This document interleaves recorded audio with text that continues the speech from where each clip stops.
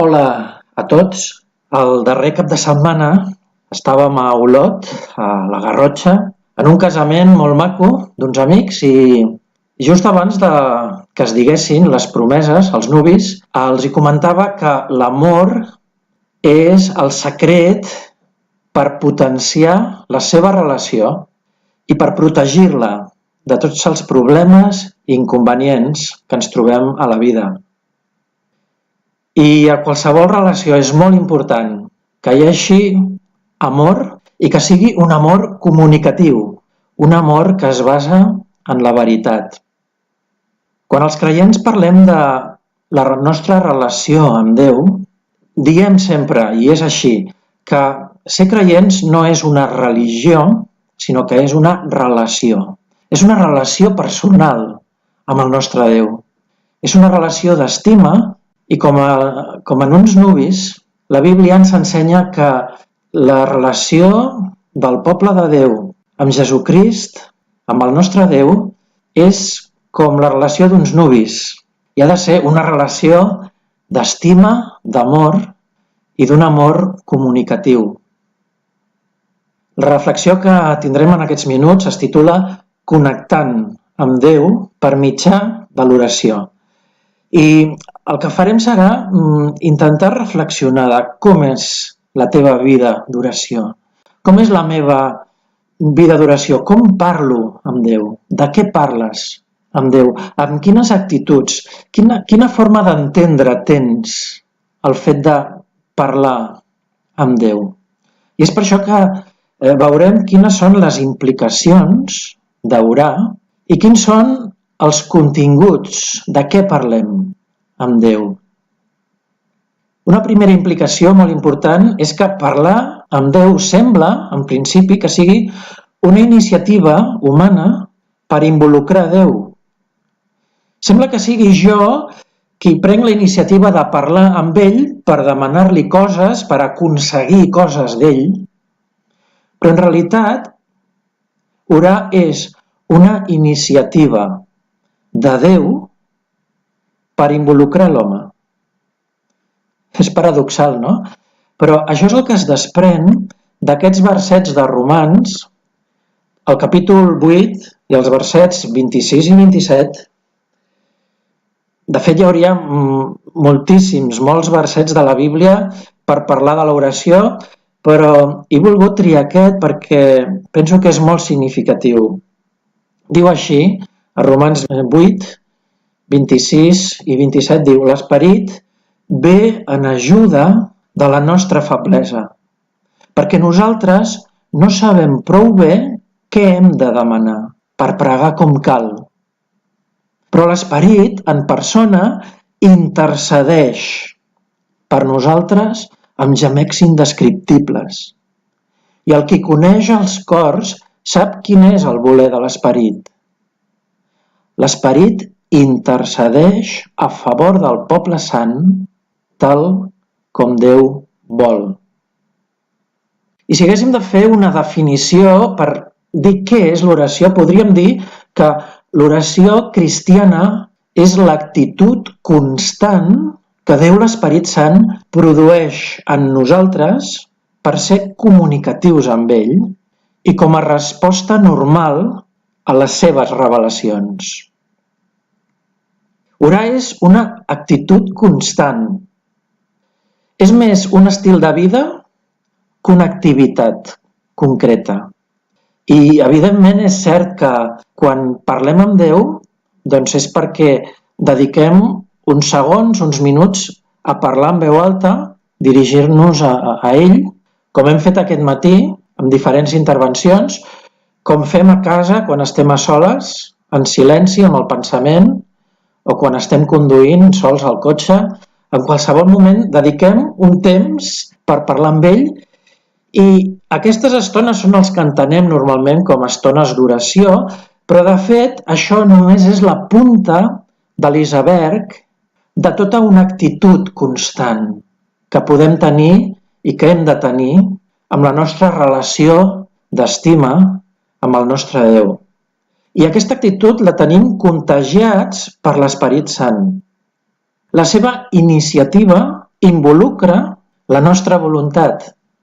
Sembla paradoxal, però de fet, clar, quan jo oro, quan jo parlo amb Déu, ho faig perquè jo vull, perquè jo decideixo fer-ho. Però si analitzem què és l'oració, i el que hem llegit en aquest verset de Romans, és un contagi, és una iniciativa que ell fa en mi i jo, per la meva voluntat, decideixo, amb aquest contagi, gaudir i exercir el fet de poder parlar amb ell, de comunicar-me amb algú que m'estima profundament i a qui jo també estimo. Perquè és un amor comunicatiu. Déu és un Déu comunicatiu. Déu és un Déu que s'autocomunica. I si recordem el capítol, per exemple, 17 de l'Evangeli de Joan, com Jesús parla amb el Pare, com Jesús dedica moltes estones, molts temps, moltes nits, on ell parla amb Déu, el Pare, com ell té estones d'oració. I amb aquest Déu comunicatiu, Déu ens involucra a nosaltres i ens dona l'opció i el privilegi de també poder parlar amb aquest Déu. Déu s'autocomunica i se'ns comunica. I de fet, l'oració l'hem d'entendre no tant com una acció nostra, sinó com una reacció. És una acció? Sí, però és una acció que és per reacció al seu apropament. És una reacció a la seva revelació. Ell s'apropa a nosaltres. Ell es dona a conèixer què és el que pensa, què és el que pensa de nosaltres, què és el que ell aporta com a solució a la nostra problemàtica d'allunyament d'ell, d'ignorància d'ell. I en aquest apropament i en aquest coneixement que tenim d'ell perquè se'ns ha apropat, li podem contestar amb l'oració. Per tant, podem dir que és una reacció. Però hi ha altres implicacions que són molt importants, que són en quines circumstàncies parlem amb Déu en aquesta vida i en quin escenari. I les circumstàncies reals és que vivim en una guerra. Les converses que tenim amb Déu és en un context i en un ambient de guerra espiritual. Aquesta és la realitat, que de vegades l'oblidem i ens autoenganyem pensant que no, que estem en pau, que vivim la nostra vida el més tranquil·lets possible, que procurem el benestar, però si analitzem la realitat de la paraula de Déu, vivim en guerra espiritual i vivim en un escenari que és el terreny enemic, perquè Satanàs és el príncep d'aquest món. I aquest món és un món de corrupció, aquest món és un món d'egoisme, d'injustícia, on patim no només pel que ens envolta, sinó pel que tenim nosaltres mateixos dins del nostre cor i dels nostres pensaments individuals i de les nostres actituds, aquesta maldat, aquesta corrupció, el que la Bíblia anomena pecat. I aquest és el context real, i no ens hem d'enganyar, de l'oració. I això és molt significatiu per entendre quines són les nostres converses, el nostre parlar amb Déu.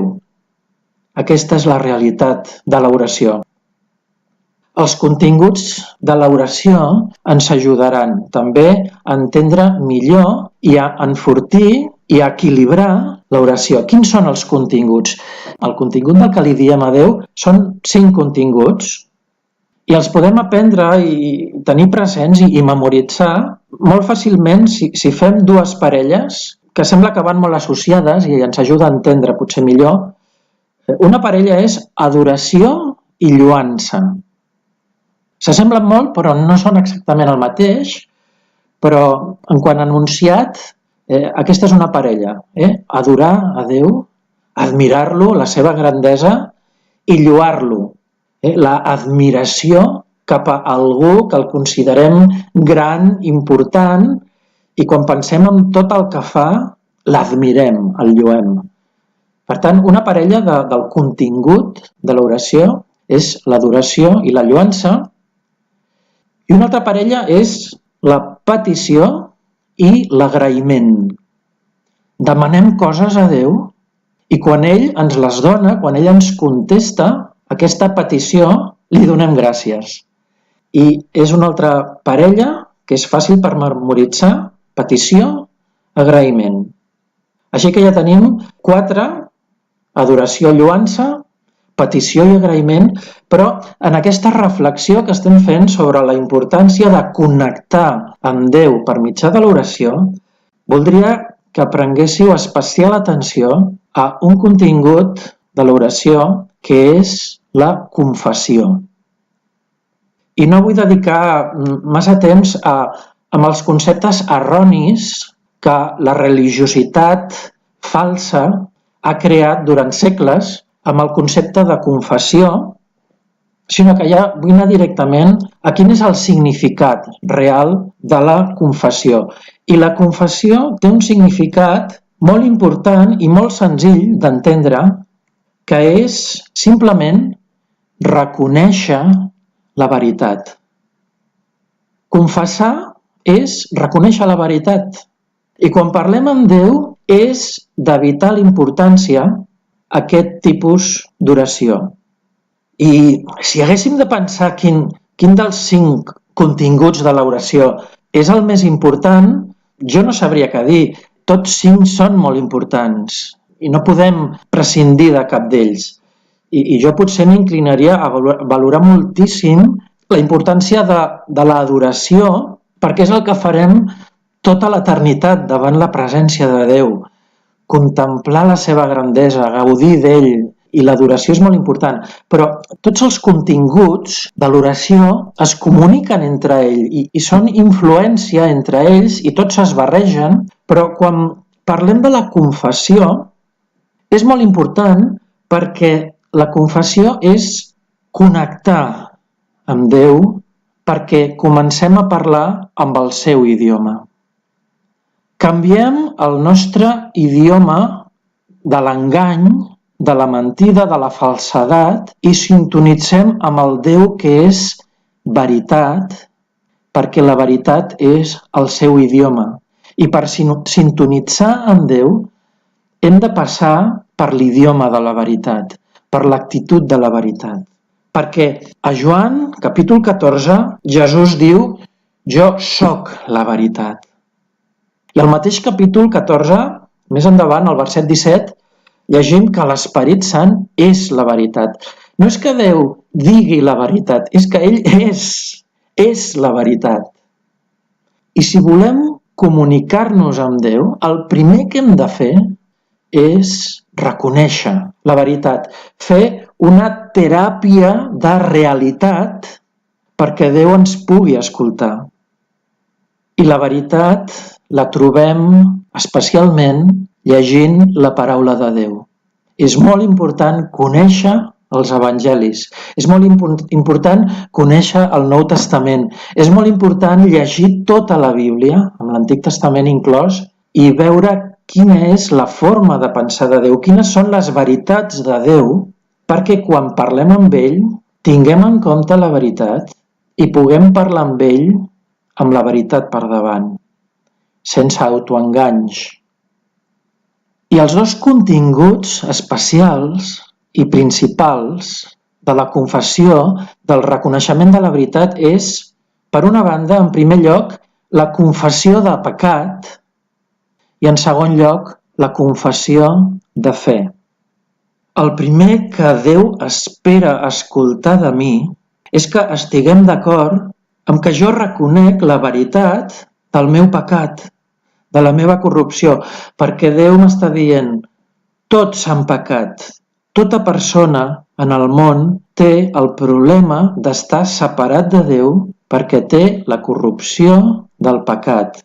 I el primer que Déu espera escoltar de mi és que reconegui aquesta maldat que hi ha en mi, aquesta tendència a menyspreuar la grandesa de Déu, a oblidar-la, a obviar-la, a no reconèixer-la, a viure la vida sense valorar el creador de la natura i de la creació que estic contemplant i en la que estic vivint i de la qual jo mateix formo part com a creació de Déu i no l'estic valorant, no li estic agraint, no li estic reconeixent, no estic parlant amb Déu reconeixent la seva presència, la seva existència, perquè sóc egoista, estic separat de Déu com tothom, tots hem pecat.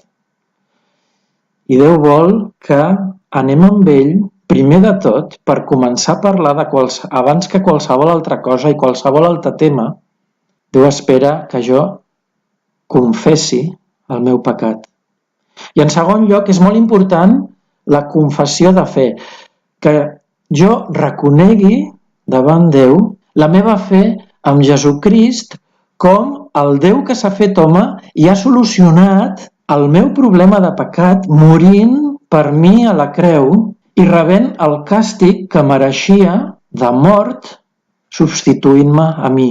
I gràcies a aquest regal immens és que jo puc parlar amb ell i ell em pot escoltar perquè Déu em veu net, Déu em veu innocent de la meva culpa de pecat perquè Jesús ha pagat per mi. I en confessar aquesta fe en Jesús, en reconèixer la veritat del que Jesús ha fet per mi, puc parlar amb ell. És imprescindible per començar a orar, que Déu escolti de tu i de mi la nostra confessió de pecat i la nostra confessió de fe en Jesús. I d'aquesta manera podem dir que la confessió és l'oració que fa possible l'oració. I no és un joc de paraules, és que el reconèixer la veritat és el que fa possible que Déu, el Déu que és veritat, ens pugui escoltar, ens pugui veure que ens volem apropar amb ell honestament, sense intentar començar a demanar-li coses o a dir-li que creiem en ell perquè creiem que existeix, però amagant el nostre pecat o amagant la única solució que és la nostra fe en Jesús. I Déu espera que preparem l'oració amb la confessió, amb aquesta teràpia de realitat, amb aquest reconeixement de la veritat. Sintonitzes amb Déu? Tens una relació amb Déu amb la que et notes connectat amb ell? Perquè de vegades, jo crec que a tots ens passa, a mi em passa, jo de vegades parlo amb Déu, però em dóna la sensació de que estic parlant amb les parets. No us passa a vosaltres? De vegades parlo amb Déu i em sento com que l'oració no passa d'aquest sostre. I aquí a Trèvol estem amb un sostre que és prou alt, però de vegades no passa del sostre. I moltes vegades és perquè no preparem l'oració amb la realitat, amb la veritat. És per això que l'experiència del desert, tal com trobem amb l'experiència de Joan el Baptista o de Jesús, és molt important. Mireu, Joan el Baptista prepara la vinguda de Jesús amb el missatge de penediment. La gent d'Israel ha d'entendre el missatge de Joan el Baptista que està dient a la gent: penediu-vos de les vostres corrupcions, de les vostres maldats, penediu-vos perquè estic preparant algú que ve de Déu i l'heu de rebre amb les actituds correctes. Però com es va preparar el propi Joan el Baptista per preparar el poble d'Israel per rebre Jesús? Doncs Joan el Baptista vivia al desert.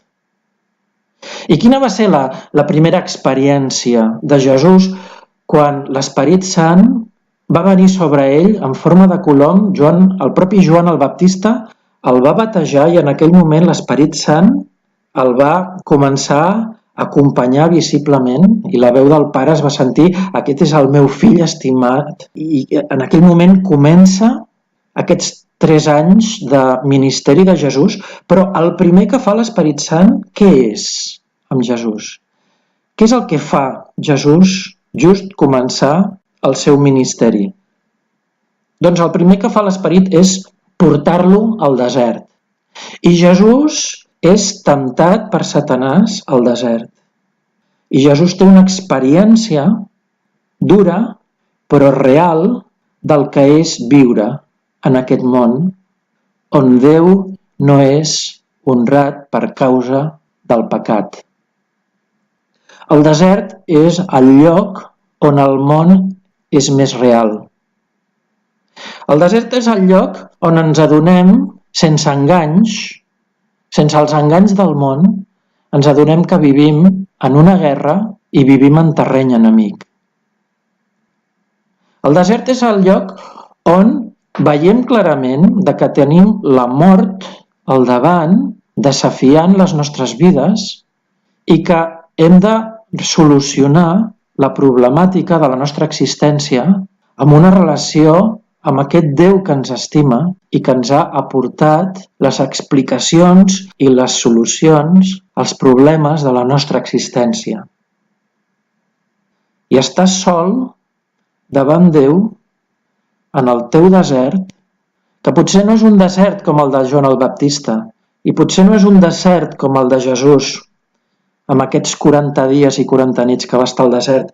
Potser el teu desert és un desert de malaltia, potser és un desert de problemes psicològics, potser és un desert de problemes laborals, potser és un desert de qualsevol problema que t'està angoixant i que et fa veure que vivim en un món difícil, cru, que t'obliga a acudir en oració a Déu per agafar-te de la seva mà. Estar sol davant Déu enforteix la consciència de dependre de Déu, de dependre de l'Esperit Sant en aquesta guerra que estem vivint en terreny enemic. I tota aquesta teràpia de realitat influeix amb els altres continguts de l'oració. I si pensem en l'adoració, què és l'adoració? Doncs de fet l'adoració és també reconèixer la veritat, però en aquest cas la veritat de qui és ell i de com és ell. Qui és Déu? És el Déu d'Israel, és el Déu que s'ha revelat des dels principis de la humanitat, ja apuntant que la solució a la problemàtica humana arribaria uns segles després amb un enviat de Déu que li deien Messies i que es va personar amb la persona de Jesucrist i que des d'aleshores manifesta la seva revelació a l'home. I aquest Déu, a part de qui és, com és? Doncs és un Déu etern, és un Déu omnipotent, és un Déu omniscient, és un Déu omnipresent, està tot arreu, tot ho sap, el temps no és una limitació per ell, és un Déu admirable i reconeixem la veritat de qui és ell i de com és ell. I l'adoració implica la seva presència. Ell és qui s'ha apropat a nosaltres i quan podem tenir relació amb ell perquè ell ens ha perdonat per l'obra de Crist Jesús i podem parlar sense barreres amb ell, contemplem la seva presència, la seva grandesa, amb temor, però amb confiança i amb molta reverència. L'adoració és una bestreta del final de la guerra, quan ja no hi serem al terreny enemic. Són aquestes estones on podem gaudir una mica de com serà el final de la pel·lícula, de com serà el final d'aquesta guerra, on estarem a la seva presència per sempre, gaudint de la seva grandesa i d'una amistat comunicativa amb Déu per sempre. Però no només l'adoració. La lloança també és un contingut que reconeix la veritat del que Déu fa. Potser l'èmfasi de l'adoració estava amb el que Déu és i la lloança està una mica més en celebrar el que Déu fa en favor nostre. Perquè Déu és el creador d'aquest món, amb totes les seves meravelles de la creació. Perquè Déu és el Déu que ens salva, que ens sustenta, que regenera. És el Déu que regna amb la seva sobirania. És el Déu que tornarà amb el desenllaç de tot aquest periple que és la història de la humanitat fins que Jesús torni en la seva segona vinguda. I la lloança és l'oració de l'esperança. La lloança és l'oració que el seu contingut és el goig, és l'alegria. Per què? Perquè celebrem totes les coses bones que Déu ens dona, que ens ha donat ja, i altres que no les tenim encara però que ens ha promès i amb la seva fidelitat ens donarà i que ja ara, avui, ho podem celebrar com hem celebrat avui fa una estona, amb música, amb cançons, la salvació, el goig, l'estima que Déu ens té i que podem tenir nosaltres per ell. La lloança és una bestreta de la victòria que arribarà, malgrat que ara encara tinguem que experimentar els patiments d'aquesta guerra espiritual en terreny enemic.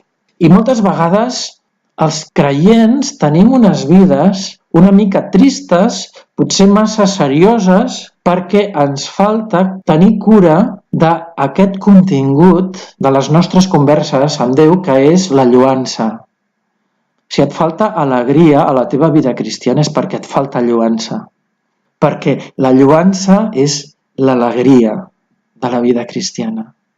És la celebració de tantes coses bones que Déu ens està ja donant. També el contingut de la petició és confessar, és reconèixer la veritat, reconeix la veritat de la nostra necessitat d'ell, de la nostra dependència d'aquest Déu que ens assisteix enmig d'aquest context hostil. La petició demostra la fe, la confiança que tenim en primer lloc en que ell ens escolta quan li parlem, quan li demanem.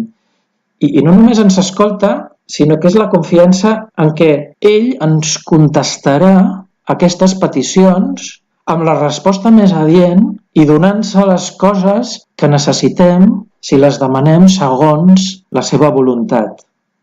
De manera que la petició és l'oració que obre el suport de Déu als seus fills que necessiten els recursos i l'ajuda de Déu enmig d'una guerra espiritual en terreny enemic. Perquè els creients, en aquestes situacions de guerra espiritual, necessitem les municions, les venes, el botiquí per les ferides que tenim en aquesta guerra, perquè Déu ens les proveeixi, ens consoli, ens ajudi per mitjà de la petició de demanar-li, no només per nosaltres, sinó per intercessió per altres germans que necessiten els socors de Déu en els drames de la guerra i de les seves injustícies i abusos. I per últim, el contingut de l'agraïment és un contingut que reconeix la veritat, confessa la veritat de que les seves respostes a les nostres peticions són les respostes més adients. I ens n'alegrem de com Déu ens dona coses que li demanem, que necessitem, i ens les concedeix, i li diem gràcies, amb majúscules, gràcies Senyor, perquè m'has donat això que et demanava.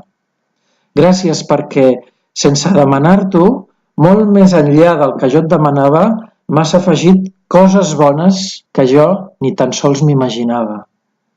I tinc agraïment per la teva salvació, i tinc agraïment per la meva vida, i tinc agraïment per les persones que m'estimo i que m'envolten, malgrat les tristors dels problemes, malgrat les malalties, malgrat les injustícies que estic patint ara abans d'arribar a la teva presència. I l'oració de l'agraïment, de donar gràcies a Déu, és evident que està molt lligada a l'oració de lloança pel que Déu fa en general. I jo t'animo a que Amb aquesta reflexió consideris els 5 continguts bàsics de l'oració per buscar un equilibri. Perquè de segur que a tots ens passa que hi ha alguns d'aquests 5 continguts que els tenim una mica descuidats. Tenim la tendència a fer massa petició a Déu, a fer-li la llista de la compra i Senyor, vull això, vull l'altre, i necessito això i necessito l'altre, i potser estem descuidant la lloança, potser estem descuidant l'adoració, potser estem descuidant l'agraïment, però vull que us consciencieu, i jo vull conscienciar-me especialment amb no descuidar el reconeixement de la veritat, perquè aquest reconeixement és el que m'obre les portes i treu les interferències amb les meves converses amb Déu, amb la confessió. Jo t'animo a que facis teus aquests 2 versets que els he adaptat en primera persona i primera de Joan, capítol 1 i verset 9, diria, si jo reconec el meu pecat, ell és prou fidel i just per perdonar-me els pecats i deixar-me net de qualsevol iniquitat. I a Romans, capítol 10 i verset 9, llegim que si els meus llavis confessen, reconeixen la veritat que Jesús és el Senyor i crec de cor que Déu el ressuscitar d'entre els morts, em donarà la salvació. Per tant, amb aquesta reflexió et vull animar, en nom de Déu, et vull animar a que no callis davant Déu, que parlis amb ell, que parlis amb ell. Hi ha una cançó molt antiga, molt maca, però molt trista, que cantaven Simon and Garfunkel, que es titulava The Sounds of Silence, els sons del silenci, aquella cançó que començava Hello darkness my old friend, I've come to talk with you again. Segur que tots l'hem escoltat alguna vegada i és una cançó molt trista perquè parla del silenci entre les persones.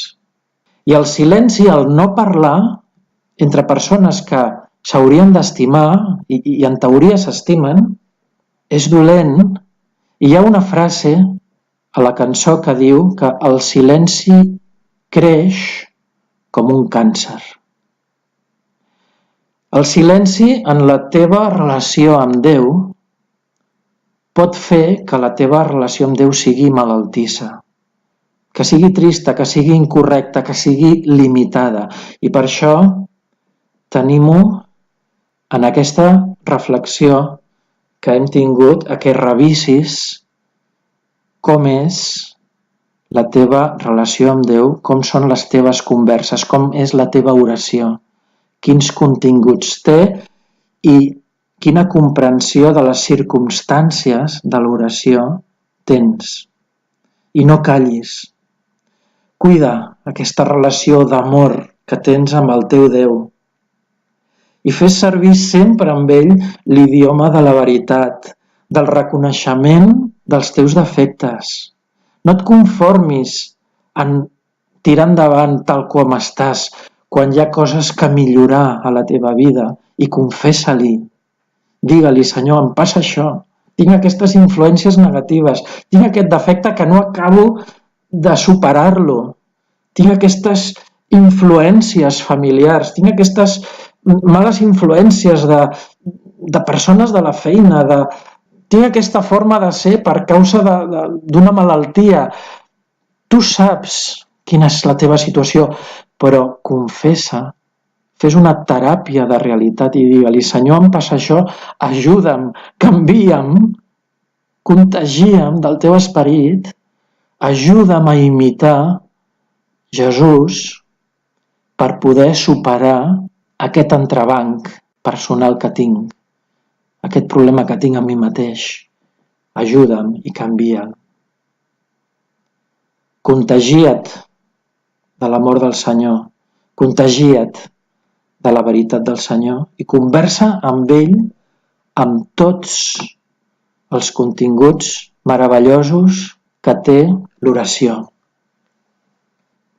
Fa una setmana, el darrer cap de setmana, estàvem a la Garrotxa, a Olot, escoltant les promeses d'uns nuvis molt macos que es prometien amor. I jo t'animo a que la teva relació d'amor comunicativa amb Déu la puguis enfortir. Igual que Déu a la Bíblia compara la nostra relació amb Déu amb uns nuvis que s'estimen, que tu tinguis cura de la teva relació amb Déu, cuidant la teva vida d'oració. Moltes gràcies per la vostra atenció. He vist que alguns, durant la meva xerrada i la meva reflexió, teníeu els ulls tancats i amb una postura molt còmoda, molt sospitosa, amb aquestes butaques tan còmodes, però de ben segur que no estàveu dormint, segur que estàveu orant.